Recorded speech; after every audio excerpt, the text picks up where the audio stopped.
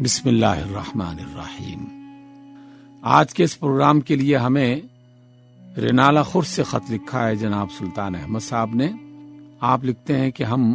نماز، روزہ، حج اس طرح کے کاموں کو تو عبادت سمجھتے ہیں، لیکن رزق حلال کمانے کی محنت کو عبادت نہیں سمجھتے۔ اسی وجہ سے دھوکہ دینا،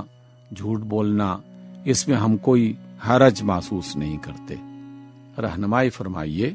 کہ دین اسلام میں عبادت کا بنیادی تصور کیا دیا گیا ہے۔ جناب سلطان صاحب، اس اعتبار سے یہ سوال بہت اہم ہے کہ آج کے اس دور میں جس طرح دیگر بہت ساری چیزوں کے بارے میں غلط فہمیاں پھیلائی گئیں یا غلط فہمیاں ہو گئیں، اس حوالے سے بھی ایک بہت بڑی تعداد اس غلط فہمی میں مبتلا ہے کہ جس نے روزہ رکھ لیا، جس نے نمازیں پڑھ لیں، جس نے خاص قسم کی شکل و شباہت بنا لی، جو حج و عمرے پہ چلا گیا، وہ بڑا نیک آدمی ہے۔ یقیناً یہ سارے کام نیکی کے ہیں، اچھے انسان کی علامت ہیں۔ اللہ اور اس کے رسول صلی اللہ علیہ وسلم کی طرف سے ان باتوں کا حکم دیا گیا ہے، اس میں کوئی شک نہیں ہے۔ لیکن اس بات سے بھی انکار نہیں کیا جا سکتا کہ اللہ رب العزت نے صرف ان باتوں کا حکم نہیں دیا۔ جہاں نماز کی تلقین کی، جہاں روزے کا حکم دیا، جہاں حج کی ترغیب دلائی، جہاں زکوٰۃ کے بارے میں حکم آیا، وہاں انسانی معاملات کو، انسانی اخلاق اور آداب کو کہیں بھی نظر انداز نہیں کیا گیا۔ اس لیے سب سے بنیادی مقصد دین اسلام کا یہ ہے کہ دنیا میں انسان ایک اچھے، شریف، بہتر، مفید آدمی کی طرح زندگی بسر کرے، جو اپنے لیے بھی خیر خواہی والی زندگی اختیار کرنے والا ہو اور دوسروں کے لیے بھی آسانیاں پیدا کرنے والا اور دوسروں کی خیر خواہی کرنے والا ہو۔ وہ ایک بااخلاق آدمی ہو، وہ ایک ہنرمند آدمی ہو، وہ معاملے میں سچائی اور دیانت کو اختیار کرنے والا آدمی ہو، وہ صفائی ستھرائی کو پسند کرنے والا آدمی ہو، وہ اپنے معاشرے کو اچھا معاشرہ بنانے کی تگ و دو میں مصروف آدمی ہو۔ تو ان تمام صفات کے اعتبار سے بھی اللہ تعالیٰ نے قدم قدم پر ہماری رہنمائی فرمائی ہے۔ یقیناً نماز کے بارے میں جو آیات ہیں ان کی کثرت ہے، لیکن جو آداب اور اخلاق اور معاملات کے بارے میں آیات ہیں وہ بھی کم نہیں ہیں۔ ہر عبادت کے اس طرح کے عمل کے ساتھ ساتھ دیگر جو زندگی کے معاملات ہیں ان کا تذکرہ بھی آ رہا ہوتا ہے۔ اس وجہ سے رزق اور رزق کمانے کے لیے ترغیب، پھر رزق حلال کی تفصیلات، پھر رزق حرام کی تفصیلات اور ان سے بچنے کی تعلیمات، اور پھر اس کے علاوہ ہمیں ہر طرح کی زندگی میں جو معاملات درپیش ہو سکتے ہیں ان کے بارے میں باقاعدہ رہنمائی دی گئی ہے۔ گھر کیسے بسایا جائے، اپنے ماں باپ کے ساتھ، اپنے بچوں کے ساتھ برتاؤ کیسے کیا جائے، میاں بیوی کے آپس کے تعلقات کیسے ہونے چاہیے، پڑوسیوں کے ساتھ معاملات کیسے ہونے چاہیے، دشمنوں کے ساتھ جنگ و جدال اگر ہو تو اس میں کن اخلاقی تقاضوں کو پورا کرنا چاہیے، اور اگر کہیں مخالفین کے ساتھ صلح و صفائی کرنے کا موقع آ جائے اور ان کے درمیان میں کوئی معاہدہ اختیار کرنے کی نوبت آ جائے تو پھر کیا کرنا چاہیے۔ اس طرح کی اور بے شمار باتیں وہ بھی اسی قرآن مجید کا حصہ ہیں، اور اسی رسول نے ان کے بارے میں بتایا ہے جس قرآن نے ہمیں نماز، روزے اور حج اور عمرے کا ذکر کیا ہے اور اس کا طریقہ سکھایا ہے۔ اس لیے جس طرح ہم نماز، روزے کو، حج، زکوٰۃ کو اللہ کی عبادت سمجھتے ہیں، اسی طریقے سے ہمیں زندگی کے ہر اس کام کو عبادت سمجھنا چاہیے جسے ہم اللہ کی مرضی اور رسول اللہ صلی اللہ علیہ وسلم کے بتائے ہوئے طریقے کے مطابق کر رہے ہوں، کیونکہ عبادت وہی کام ہو سکتا ہے کہ جسے اللہ کی چاہت میں، اس کی رضا حاصل کرنے کے لیے، رسول اللہ کی محبت میں اور ان کے طریقے پر چلتے ہوئے ہم اختیار کرتے ہیں۔ اگر ہم ان کا خیال نہ رکھیں اور ان کے حکموں کی نافرمانی کرنا شروع کر دیں تو وہ کام نہ صرف عبادت نہیں بنے گا بلکہ وہ وبال جان بن جائے گا۔ اس کے اندر سے اللہ تعالیٰ یا برکت اٹھا لے گا یا پھر ہمیں اس پر سزا دے گا۔ اس لیے اگر کوئی شخص نماز ادا کر رہا ہے، کوئی روزہ رکھ رہا ہے، کسی نے حج کا ارادہ کر لیا ہے، کوئی عمرے کی ادائیگی کر رہا ہے یا اس سے واپس آیا ہے، ایسے تمام لوگوں کی عزت کرنی چاہیے، کوئی شک نہیں۔ لیکن اگر یہ لوگ دنیا میں رہتے ہوئے دوسرے لوگوں کے ساتھ اچھا برتاؤ نہیں کرتے، ان کی زبان سے لوگ محفوظ نہیں ہیں، ان کے معاملات سے لوگ پریشان ہیں، وہ جھوٹ بولنے والے، دھوکہ دینے والے، لڑائی جھگڑا کرنے والے، فتنہ پھیلانے والے،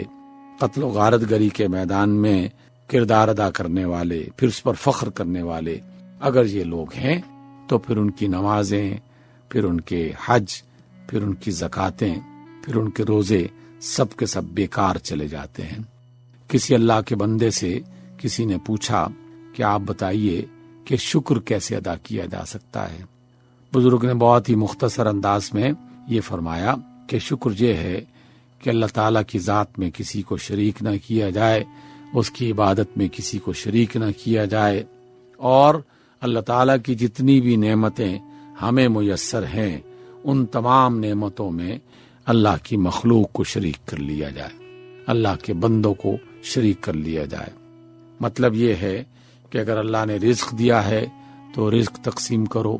علم دیا ہے تو علم تقسیم کرو، ہنر دیا ہے تو ہنر دوسروں کو سکھاؤ، آداب اور اخلاق سکھائے ہیں دنیا میں جینے کے تو وہ دوسروں کو سکھائے جائیں۔ گویا کہ خیر خواہی کی زندگی بسر کرنا اور اللہ تعالیٰ کی توحید پر یقین کامل رکھنا، اور اس کے ساتھ ساتھ جو بنیادی فرض ہمیں سکھائے گئے ہیں ان کو اختیار کرتے رہنا، بس یہی ایک بندہ مومن کے لیے ضروری ہیں، اور یہ سارے کے سارے کام حقیقت میں عبادت بن جاتے ہیں۔ رسول اللہ صلی اللہ علیہ وسلم کا فرمان گرامی ہے کہ طلب الحلال فریضۃ بعد الفریضۃ، کہ رزق حلال کی طلب یا اس کی تلاش یہ بھی در حقیقت ایک فریضہ ہے، ایک فرض ہے، جس طرح کے دیگر فرض جس کا ذکر ہم نے نماز روزے کی شکل میں کیا ہے۔ تو اس اعتبار سے اللہ رب العزت نے اس طلب حلال یعنی رزق حلال کو تلاش کرنا، اس کے لیے محنت مشقت کرنا، ایسی بھی باقاعدہ ایک فرض کام کے طور پر پیش فرمایا ہے۔ اور پھر اللہ کے رسول صلی اللہ علیہ وسلم نے ایک بار یہ بھی فرمایا کہ ما اکل احد طعاما قط خیرا من ان یاکل من عمل یدہ، کوئی بھی شخص جو کھانا کھاتا ہے تو اس سے زیادہ اچھا اور بہتر کھانا کوئی اور نہیں کھا سکتا کہ جو شخص وہ اپنے ہاتھ کی کمائی سے وہ کھانا حاصل کر رہا ہے، اور وہ اس سے اپنے کھانے کے لیے وسائل جمع کر رہا ہے، اور اس نے اپنے ہاتھوں کی کمائی سے وہ کھانا حاصل کیا ہے۔ اور اس لیے رسول اللہ صلی اللہ علیہ وسلم خود بھی باقاعدہ زندگی بھر کچھ نہ کچھ ایسا عمل کرتے رہے کہ جو ان کے لیے آمدن کا ذریعہ بنتا رہا۔ بہت ہی بچپن میں آپ نے بکریاں اور اونٹ بھی چرائے، کچھ عرصے کے بعد آپ نے باقاعدہ ایک کامیاب اور اچھے تاجر کی زندگی اختیار کر لی، اور پھر زندگی بھر کسی نہ کسی انداز میں اس تجارت کے کام کو جاری رکھا، کبھی خود اور کبھی کسی اور کے ساتھ حصہ دار بن کے یہ تجارت کا عمل جاری رہا۔ اور آپ کے اصحاب رسول جو ہیں وہ بھی باقاعدہ اس عمل میں مصروف رہے۔ آپ علیہ السلام کا فرمان ہے کہ ان اللہ یحب العبد المحترف، کہ بے شک اللہ تعالی بہت زیادہ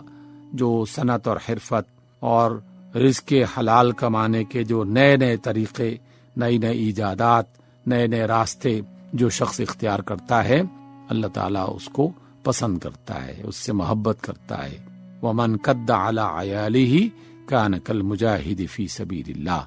اور مسند احمد کی یہ روایت کہ رسول اللہ صلی اللہ علیہ وسلم نے فرمایا کہ جس نے اپنے بال بچوں کے لیے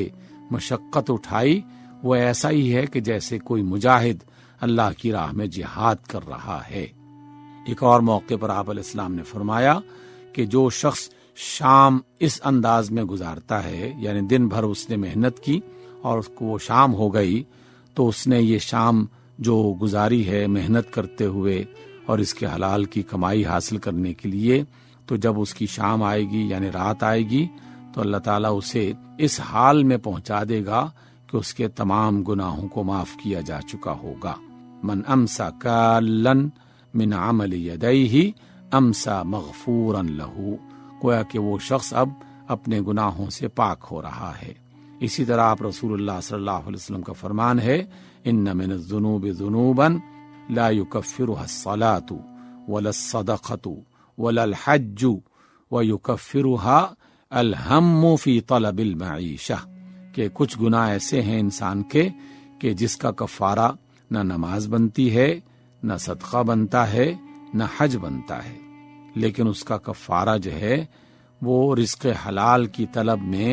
مشقت اٹھانا، تھکنا، پریشان ہونا۔ تو یہ جو رزق حلال کے لیے پریشانی اٹھا رہا ہے کوئی شخص، تو اللہ تعالیٰ اس پریشانی کی وجہ سے بہت سارے گناہ اس کے معاف کر دیتا ہے، ایسے گناہ جو نماز اور حج اور صدقے کی وجہ سے بھی اللہ تعالیٰ معاف نہیں فرماتا۔